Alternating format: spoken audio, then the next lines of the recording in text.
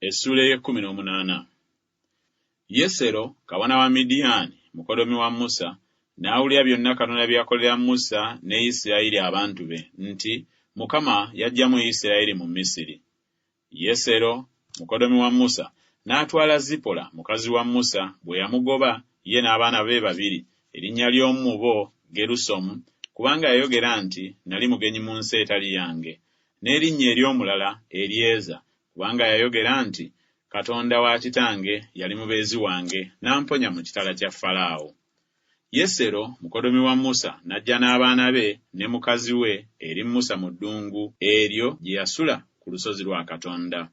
N'agamba Musa nti, nze mukodomi wo Yesero nzize gy'oli ne mukazi wo n'abaana be bombi wamu naye. Musa n'avaayo okusisinkana mukodomi we, n'akutama n'amunywegera, ne babuuzagana nti otya nno, ne bayingira mu weema. Musa n'abuulira mukodomi we byonna Mukama bye yakola Falaawo n'Abamisiri ku lwa Isirayiri, ebizibu byonna ebyababeerako mu kkubo, era Mukama bwe yabawonya. Yesero n'asanyuka ku lw'obulungi bwonna Mukama bwe yakola Isirayiri, kubanga yabalokola mu mukono gw'Abamisiri. Yesero n'ayogera nti yeebazibwe Mukama eyabalokola mu mukono gw'Abamisiri ne mu mukono gwa Falaawo, eyalokola abantu mu mukono gw'Abamisiri. Kaakano ntegedde nti Mukama ye mukulu okusinga bakatonda bonna, weewaawo mu kigambo mwe beenyumiriza ku bo. Yesero mukodomi wa Musa n'atwala ekiweebwayo ekyokebwa ne ssaddaaka eri Katonda. Alooni n'ajja n'abakadde bonna aba Isirayiri balye emmere awamu ne mukodomi wa Musa mu maaso ga Katonda. Awo olwatuuka enkya Musa n'atuula okubalamula abantu ne bayimirira nga beetoolodde Musa okusooka enkya okutuusa olw'eggulo. Mukodomi wa Musa bwe yalaba byonna bye yakolera abantu, n'ayogera nti, kiki kino ky'okolera abantu?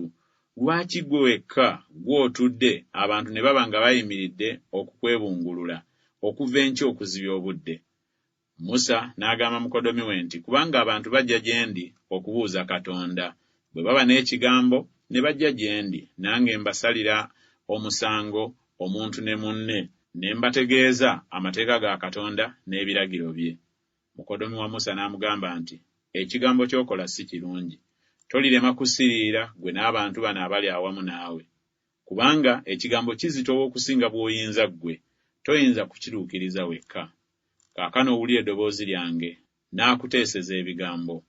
Katonda abe naawe, obabeerera abantu eri Katonda, oleete ensonga eri Katonda. Naawe olibayigiriza amateeka n'ebiragiro, era olibalaga ekkubo eribagwanidde okuyitamu, n'emirimu egibagwanidde okukola.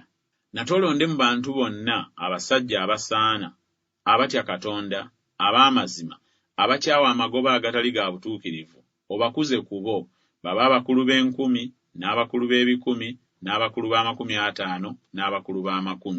Babasalire abantu omusango ebiseera byonna.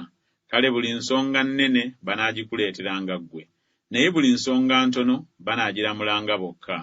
Bwe kityo kinaabeeranga kyangu ku ggwe, nabo baneetikkanga wamu naawe.